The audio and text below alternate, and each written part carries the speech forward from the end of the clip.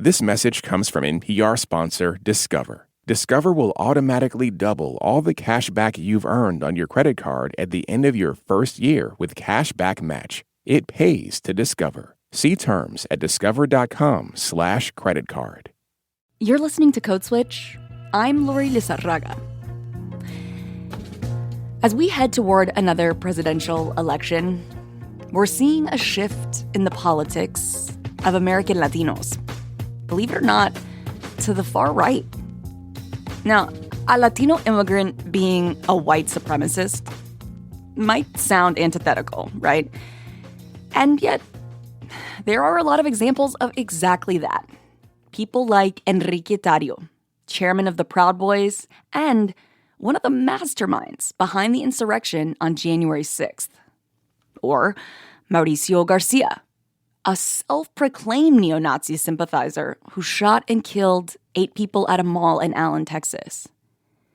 And while these men are extreme, violent examples, their stories do reflect a real shift. I mean, over the last 8 years, I've watched many of my own family go from rarely talking about politics to wearing MAGA hats and attending Trump rallies. And it's Trump-supporting Latinos that some pollsters believe could decide this election. So how did we get here? Mexican-Cuban-American journalist and author Paola Ramos believes the answer has been right in front of us all along. We're staring at a Latino voting bloc that is so fundamentally different from what it was 30 years ago. That's the subject of her new book, Defectors: The Rise of the Latino Far Right and What It Means for America. You're staring at a bloc that now feels the permission to sort of speak and act and be whomever they want to be. And at times, what I find in the book is that at times aligns more with white America than with sort of our idea of brown America. Today, we're unpacking what's behind the rise of conservative Latinos in this country and how that's changing the face of the far right. This message comes from NPR sponsor Discover. It's good to share helpful knowledge, so here's a tip that could be doubly helpful. Discover will automatically double all the cash back you've earned on your credit card at the end of your first year with Cash Back Match. That means you could turn $150 cash back to $300. It pays to Discover. See terms at discover.com/credit card. Support for NPR and the following message come from IXL Online. Is your child asking questions on their homework you don't feel equipped to answer? IXL Learning uses advanced algorithms to give the right help to each kid, no matter the age or personality. One subscription gets you everything. One site for all the kids in your home, pre-K to 12th grade. Make an impact on your child's learning. Get IXL now. And NPR listeners can get an exclusive 20% off IXL membership when they sign up today at IXL.com/NPR. Support for NPR and the following message come from IXL Online. Is your child asking questions on their homework you don't feel equipped to answer? IXL Learning uses advanced algorithms to give the right help to each kid, no matter the age or personality. One subscription gets you everything. One site for all the kids in your home, pre-K to 12th grade. Make an impact on your child's learning. Get IXL now. And NPR listeners can get an exclusive 20% off IXL membership when they sign up today at IXL.com/NPR. Paola Ramos is an author and award-winning journalist. While reporting across the country over the course of the last 2 presidential elections, Paola's been fixated on trying to understand one story in particular: the political and cultural changes that have led more and more U.S. Latinos to the far right. And that's the focus she writes about in her new book, Defectors. So the definition of defection, in essence, is this idea of an abandonment of loyalty, an abandonment of a presumed solidarity to a certain group. And I think when I think about democratic politics, it is based on this idea that, Latinos have this fundamental loyalty to each other as a community, as a voting bloc, and as one. No, it's kind of based on this like linked fate phenomenon, which argues that, members of the same sort of ethno-racial group of the same background will naturally feel compelled to sort of support one another. And I think in many ways, that's the way in the framing that a lot of folks have understood the Black vote. No, there's a reason why the Black vote is so unified, and is walking in the same line side by side. And so, part of the idea of this book is that actually part of the story of being Latino has always been this temptation to defect, And I think part of that temptation is because to understand us, to understand our history is to understand that, yes, we're there for each other, and yes, we're a community, and you can argue that that the solidarity is strong. But to understand this also is to know and to recognize that as Latinos, we have this temptation to buy into like American individualism, and advance our beliefs in ways that intersect with whiteness, in ways that intersect with Christianity, in ways that intersect with capitalism. And so the art of defecting has always been part of us. This temptation to, let me go where like the white power is. We've been doing that, Let me go with like where Christian nationalism is. Let me do that, Let me sort of conform to the majority, even though I feel like the minority, let me do that. And so it's kind of this like dance that we've all sort of done. And I say us because I've been guilty of that as well in my own personal life, of trying to sort of assimilate and go to where white people are, because I always believe, tú también, ¿no? Mm-hmm. Yeah, totalmente. O sea, es parte, ¿no? Exacto, es parte de lo que significa ser Latino, ¿no? It's part of what it means to be Latino in this country. Mm-hmm. So before journalism, Paola, your career was in politics. So tell me about what brought you here to writing this book. The idea originated really in 2016. And so back then, I was a staffer for the Clinton campaign. My fancy title back then was Deputy Director of Hispanic Press. And so it was this idea that in front of someone like Donald Trump, someone that was saying that people that were coming from Mexico were criminals and rapists. In the face of someone like him, the theory of democratic politics was that Latinos would sort of rise in these like unprecedented numbers. And that wasn't the case, right? You see that less than 50% of Latinos actually showed up to vote. And then you fast forward to 2020. You see then suddenly that Donald Trump does between 8 to 10 points better with Latino voters in 2020 than he does in 2016. And so part of the idea behind Defectors was understanding what was at this heart, of this very small but growing group of Latinos that found something appealing in Trumpism and in the far right, and some folks even in extremism. And so it was an attempt to sort of undo, a lot of these lessons that I had learned in democratic politics and get to the hard questions of what is this rightward shift really about. Yeah. Your book is also about understanding that shift, not just what's behind it, but also what's being said or revealed through that shift. Can you talk about what you uncovered through this reporting? Absolutely. So I think the easier way to analyze an alleged rightward shift among Latinos is to say, well, that's the product of Trumpism, and that's the product of politics. And so kind of what I find in Defectors and what I find through my research and the conversations is that politics is not enough to sort of get us to the root of the rightward shift. I think the hard work is in understanding that what is happening is a consequence of the psychological forces, the historic forces, the cultural forces that many Latinos carry with them in this country. And what I mean by that is understanding that as U.S. Latinos, we carry the weight of a lot of racial baggage from Latin America and a lot of baggage of what it has meant to have this sort of colonized mindset and a lot of baggage of the political trauma. And none of that manifests neatly at all in American politics. I think for many years, you could argue, and we see the way that Latinos really much align with democratic politics. But now, where we're staring at a Latino voting bloc that is so fundamentally different from what it was 30 years ago, right? I mean, right now, we're staring at a voting bloc where third-generation Latinos are the fastest-growing segment within Latinos. And so you're staring at a bloc that now feels the permission to sort of speak and act and be whomever they want to be. And at times, what I find in the book is that at times aligns more with white America than with sort of our idea of brown America, no? And so it's less about the politics, no, and more about the like understanding the really at times painful history, no, that I think we don't do a good job in politics, and even culturally, like even among our families, to understand like what does it mean to have come from families where like caste systems were like implemented and ingrained, no, where being gay was not permitted for so many years, where there's all these taboos, where fleeing communism carries a kind of trauma, like. What does all of that mean? Yeah.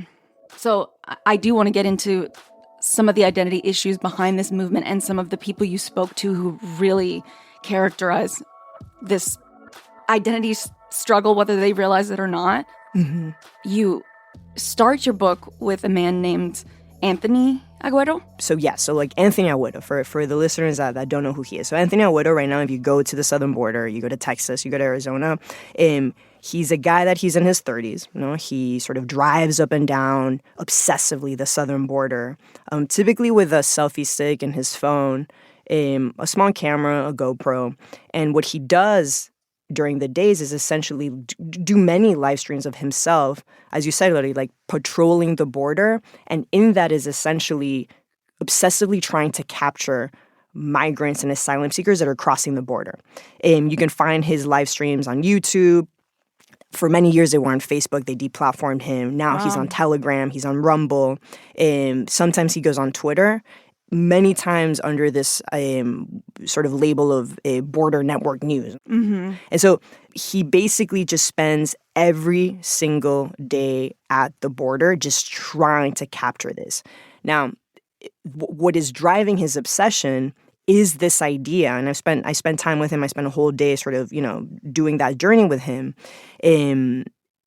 What drives his obsession is this idea that there is a quote-unquote invasion at the southern border, no? And that he fundamentally believes that the asylum seekers that are coming into the United States are a threat to the country.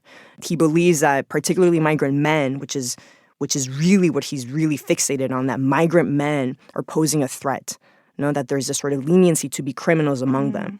And so that is kind of what his content captures. He's also was very famous because he did he helped Marjorie Taylor Greene do a tour and Laura Loomer do a tour of the border. And so he's someone that Republicans have also like tapped into as sort of their eyes on the ground. Mm-hmm. He's such a prime example of how, like, so many of the people you spoke to, descendants of immigrants, how they can so quickly take on this anti-immigrant rhetoric and politics of the far right. And in your book, you argue that this progression is actually kind of perfectly logical. Can you explain that? Yeah, I mean, what's interesting about an Anthony Agüero is, to your point, like he comes from an immigrant family. When you talk to him in English and in Spanish and in Spanglish, like he has a frontero accent. He's a brown man.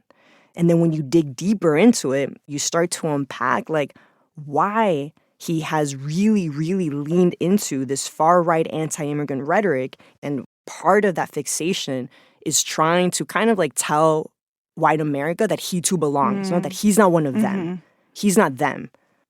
To create the distance and keep the distance. Exactly. And so I think what's interesting about Anthony, it reflects the moment that we're in. There's a lot of Latinos out there that are warming up to the idea of mass deportations and that they're warming up to the idea of building a wall. And Anthony is a reflection of the way that like Latinos have changed, right? Right now, I mean, he's first, second generation Mexican American. Like I said before, like it is third generation Latinos, right? It is the children and the grandchildren of immigrants that are the fastest growing segment of Latinos. And what that means, if you just are even thinking about the like Latino like voting bloc, what that means is that the majority of Latinos here are U.S. born, they're under the age of 50, and they don't speak Spanish or speaking English. And so there is this detachment from themselves and sort of their immigrant stories. The fear among some Latinos is that white America will continue to look at them as these perpetual foreigners in the country. There's this fear that they will always be lumped into like the immigrants and the asylum seekers. And part of that anti-immigrant sentiment is real. Like you look at the research that's out there, and there's like multiple surveys, including some from like Cambridge University, that show that as the rise of Mexican immigration increases in certain counties, white people's attitudes towards Black people becomes more positive, and their attitudes towards Latinos, their Latino neighbors, becomes more negative. No? And so, it's not to justify at all, but it's at least to get us to understand where it all comes from. And it is to prove a belonging. And sometimes it leads people like Anthony Agüero towards nativism and extremism. Right. And it feels like that's what Republicans are tapping into. Exactly, because what Trump does very brilliantly is that, I don't know if you've noticed, like, lately in his ads, it used to be in 2016 and in 2020, the way to target Latinos were Latinos for Trump. And now he changed it. Now it's Latino Americans for Trump. And so what Trump is so convinced about is that Latinos have assimilated so much that they too can tap into the nativism and that they too can tap into the anti-immigrant sentiment. And that's why that key word, Latino Americans for Trump, is so targeted, because it kind of gives some Latinos the permission, the illusion that they too are part of white America, and that by belonging to Trumpism, they get to do something that is so powerful, and that is to otherize others, and to point fingers at the border, to point fingers at the other brown people, at the other asylum seekers, and to, again, sort of believe in the illusion that Trumpism accepts them. I'm curious. Let's talk about the numbers. What other stats reiterate the story that you're telling about this alignment and about this shift to the far right? Yeah, so I'm thinking of the election, and so right now, if you look at the polls, you do get a sense that Trump will continue to do slightly better with Latinos. And I want to be super clear, right? Like when we're talking about the November election, there really is almost no scenario in which a Donald Trump wins the Latino vote, right? Like that's not kind of what this story is about. The story is about the inroads, the very small inroads that someone like Donald Trump is and will continue to be making with Latinos. And poll after poll does indicate that he will be somewhere between 38% and 40% of the vote. And that someone like Vice President Kamala Harris will barely make the 60% threshold. Mm-hmm. And again, I just want to ground us in like what this means, because what's kind of like my fixation is that like Latinos were supposed to be the heart of the Democratic Party's future. And here we are facing a completely different scenario that is at least forcing us to challenge that it is 38 to 40% in Trump's side in November. It is a Latino electorate that is warming up to mass deportations. It is a country that is warming up to these conspiracy theories. You have Republicans where nearly 50% of Republicans, and that too includes Latinos, where nearly 50% of Republicans believe in the Great Replacement theory. No, you have over 40% of Americans across the aisle, across ethnicities, that believe that newcomers, quote unquote, are fundamental threats to the United States. No, you have Americans across this country falsely believing that immigrants and undocumented folks are here to vote illegally. And so part of this story, too, is that, as Latinos, we're not immune to that. We, too, are partaking in those conversations. And I think the interesting thing is what we're about to witness in this election. We'll see where those numbers take us. Coming up, we asked Paola Ramos about the next generation of Latino voters. We don't know what it means to now be a third-generation Latino, hold power in this country, speaking in Spanish, listening to Bad Bunny, like demanding more power from Democrats, like, being queer and Latino. Like, we don't know. Stay with us. This message comes from NPR sponsor Rosetta Stone, an expert in language learning for 30 years. Right now, NPR listeners can get Rosetta Stone's lifetime membership to 25 different languages for 50% off. Learn more at rosettastone.com/NPR. This message comes from our sponsor, Grainger. This is the story of the one. As a maintenance engineer, he hears things differently. To the untrained ear, everything on his shop floor might sound fine, but he can hear gears grinding or a belt slipping. So he steps in to fix the problem at hand before it gets out of hand. And he knows Grainger's got the right product he needs to get the job done, which is music to his ears. Call, click Grainger.com, or just stop by. Grainger, for the ones who get it done. This message comes from NPR sponsor Vuori, a new perspective on performance apparel. Vuori wanted to develop activewear versatile enough for any daily activities, like their women's performance jogger, made with their softest premium Dream Knit stretch fabric, which can be worn for anything from working out to lounging. Receive 20% off your first purchase at fiori.com/NPR. Enjoy free shipping on any U.S. orders over $75 and free returns. Exclusions apply. Visit the website for full terms and conditions. Lori. Just Lori. Code switch. Paola Ramos has been studying Latinos as a voter bloc for years. As someone who started her career working in Democratic politics, she's watched as Latino American voters have been courted and won over by the far-right politics characterized by the MAGA movement. Her new book digs into why this shift is happening. And what she found was more personal than political. An identity crisis born from the pursuit of the American dream and this deep desire to belong, even if that's at the expense of your own community. Something that really struck me and stuck with me was this theme of disgust, that you learned that, like, even more than hate, disgust is actually the primary driver of dehumanization. Yeah. So you're talking already about how that is used by the people you were interviewing to distance themselves from other new immigrants and from, like you say, the Democratic Party and from the LGBTQ plus community, for example. So I'm curious, how was that experience for you as a journalist, but also as a queer woman? I mean, well, I'll start by saying this. Like, one of the coolest parts of this book is that, like, yes, it's politics, and yes, I spent a lot of time having these, interviews that are obviously in nature political. But the best thing was when I got to talk to, like, scientists and psychologists.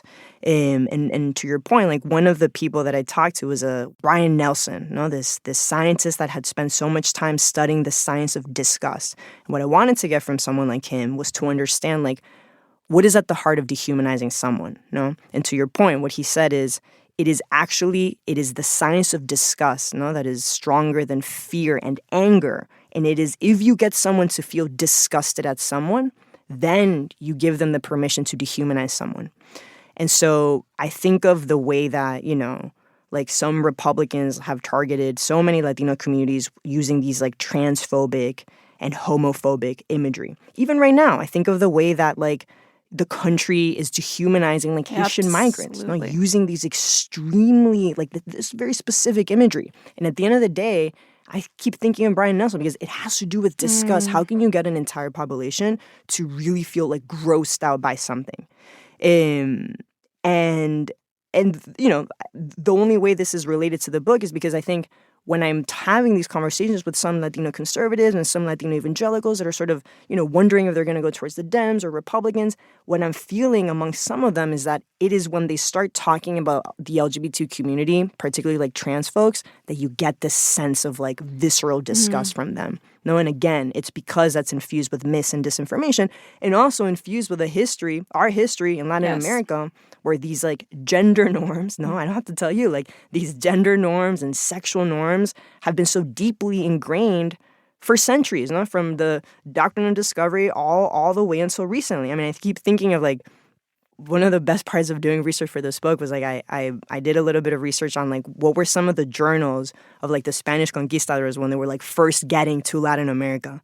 And I found some quotes from, like, Francisco Pizarro, when, like, a Spanish colonizer, and when he gets to Ecuador and he suddenly is faced with these, like, effeminate men, these effeminate indigenous men, and he's so appalled.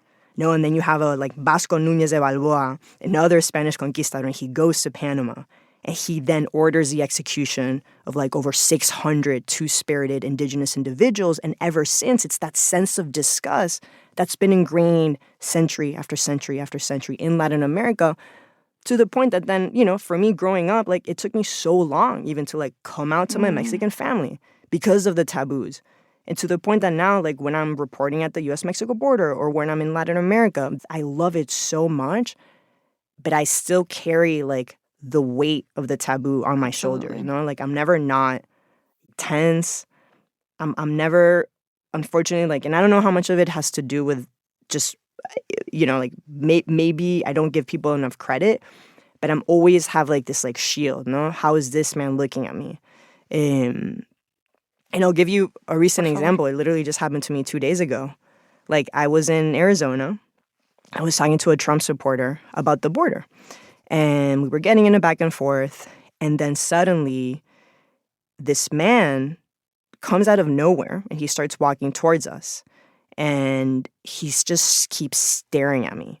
And that stare is a stare that I'm like very familiar with, no? Which is typically a stare of like straight men that are wondering, like, who is this person that is kind of like challenging power and challenging these dynamics? And it's always the same stare, no? I'll say it. It's kind of a stare of disgust. And the man was staring at me. He was armed, because we're in Arizona, and he was armed. And he looked at me and he stopped me in the middle of the interview and he said, look at you. You're just a radical lefty. And I looked at him and I was like, what makes you say that, sir? And he said, it's just the way you look. You're giving me, that's what you're saying. It's the way you look. And that says everything. You know what I'm saying? Like, that's it. What does he mean by that? Essentially, quote unquote, look at this gay woman in Arizona questioning, this Trump supporter. And literally, he just kept saying, it's just the way you look. I know it. And that's what I mean. No? It makes like, me so afraid for you just thinking of that, like, of him approaching. Of everyone, yeah. I mean, that's just like the state of politics right now, no? That people feel like emboldened and empowered. And I think it comes down to the same thing, which is like the sense that like some people feel that their like traditions and their norms and their power dynamics are slipping away. And that's so scary for some people. Yeah. Do you think that on some level that what you're describing about how you were treated is a small example of what Latinos are up against in this country, feeling so otherized they're willing to otherize someone else? Yeah. I mean, maybe. Like, I think even for the most privileged of us, I'm so immensely privileged, but I do believe that the journey to sort of quote unquote reach that American dream, it's really painful, no? And that journey to assimilate is extremely painful for everybody, no matter who you are. And I say that repeatedly to Latinos, like, don't forget, no? Like, there's this tendency for us to act as a majority, and we're so close to it. We are the largest minority voting bloc in this country, but do not forget that time and time again, no, we have been neglected and ignored, and it doesn't matter who you are. And so I think that pain is real. I think the idea that like so many Latinos are treated as these like perpetual foreigners, like, I think that's real. The research backs it up. I think the anti-immigrant sentiment, it affects every single one of us in subtle ways. I mean, I'll tell you, when I first got to college in New York City, they put me in the ESL class, no, because my English was so bad back then. And I was so ashamed initially of being part of an ESL group in an American college, because in my mind and in my head, what power meant and what success meant was to conform to whiteness, was to step into those other fitting rooms. in. I was so ashamed of of fitting in, and I was so ashamed of being part of the like people of color, the Latino group, and I think that that dance of finding belonging is like a core part and a very complicated part of what the Latino voting bloc is going through. And then I think the hard part is kind of what I try and get to at this book. Like, we carry so many biases with us, that have been taught to us, And so I think, yes, of course, for some Latinos, like, adapting to change is really hard. Sort of any inch that someone gives you to sort of approximate yourself with the norm, whether that's a Trumpism, whether that's like white America, whether that is like a church, like any inch that someone gives you, I understand. No, some people will take it. And when I do these stories, usually people don't like it. No, I think part of the pushback is always the same one. It's, why would you give a platform to like a January 6er? Why would you talk to a Christian nationalist pastor? And why would you talk to a border vigilante? Why would you talk to Moms for Liberty? Like, why would you give them voice? I understand that. But I think if I am rooted in what I believe, which is that this goes beyond politics, no? And that at the core of everyone's journey towards extremism or the far right or Trumpism, like what I have found is like at the core of that is truly like a search of belonging. And so my job as a journalist has been to try and have a little bit of empathy to at least allow myself to listen. And so it was an exercise, no, to sit down in front of people that fundamentally disavow my being, that hate the fact that I'm like a gay Latina, quote unquote, liberal in their eyes, perhaps, quote unquote, a radical lefty, which I'm not. And it is hard. But that to me is like the important work, because I think so much of the landscape right now, like it is so tense and we are so siloed. And I do fundamentally believe that like as Latinos, we have so much in common. And so the curiosity of what is driving us apart exceeds, my fear of talking with these folks that at the end of the day, like they have their own stories and most of them are really painful stories. Yeah. Like I've had multiple conversations with like my own grandfather, and even someone like Enrique Dario, like the Proud Boys, where like we can see eye to eye sometimes on some things. Like if you just talk to people, put the politics aside, like it's possible. I think maybe I'm like way too optimistic, but I believe that. I think that is a little like super positive after all the reporting that you've just done on all the particular characters that you've highlighted. But I don't want to be a doomsday here. You know what gives me hope though? Like, you know what I really think about? Like the young generation of Latinos. Like that's spectacular. Like the Gen Zers and like younger millennials, they are, I feel like they are leaning into their sort of diversity and their stories, obviously with a lot more freedom than the older generations did. Of course, not because it comes with so much more privilege to be a U.S. citizen, to speak English. And that's been awesome to see, And I think that's kind of the interesting thing of this election where you have these like two competing forces. Yes, this rightward shift, but then this like younger, more Americanized, but more progressive generation of young Latinos that are understanding their rights and perhaps are demanding even more from like democratic politics and progressive politics because they feel that they have the right to demand more. And that's a good thing. What do you foresee happening with the shift that continues to the far right, but also, like you say, with this different generation? I know you don't have a crystal ball, but what does that tug and pull look like?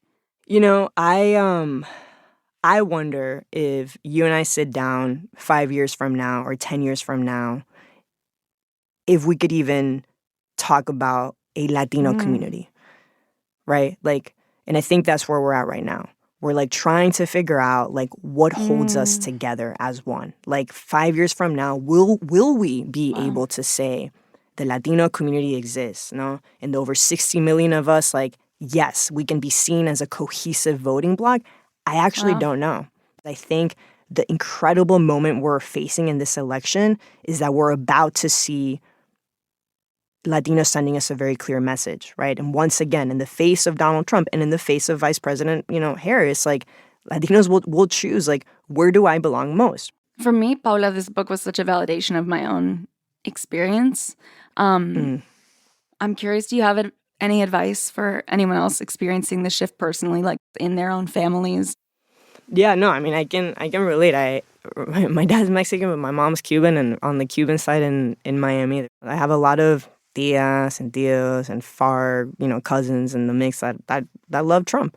And all we can do is listen. I think having the curiosity to understand what is driving someone there, someone that you love, someone that can be so at odds, I think, personally, with what Trumpism is about. Like, I always start with listening, and then I always take the conversation back to the facts, No, it's not true that migrants are eating pets. Let me tell you why.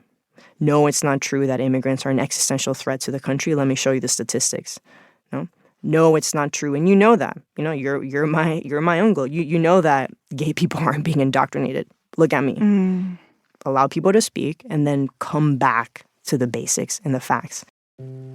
Paola Ramos, author of the book Defectors, thank you so much for coming on the show. Thank you so much, Lottie. I really appreciate it. Thank you.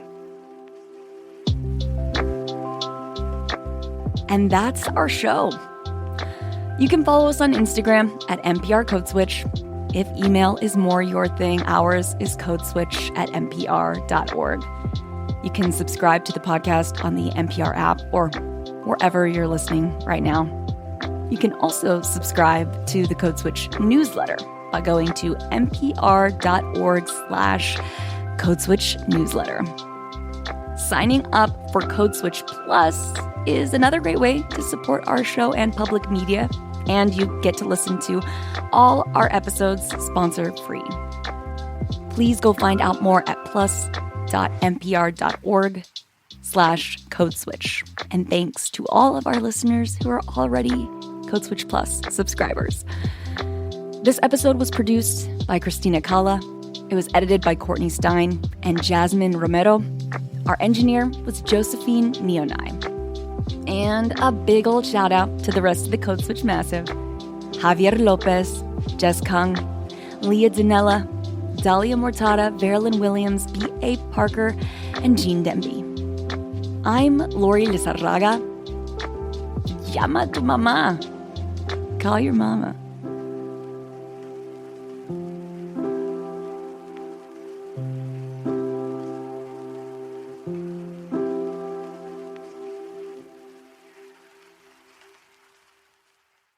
This message comes from NPR sponsor Vuori, a new perspective on performance apparel. Check out the latest Dream Knit collection by visiting vuori.com/NPR for 20% off your first purchase. Exclusions apply. Visit the website for full terms and conditions.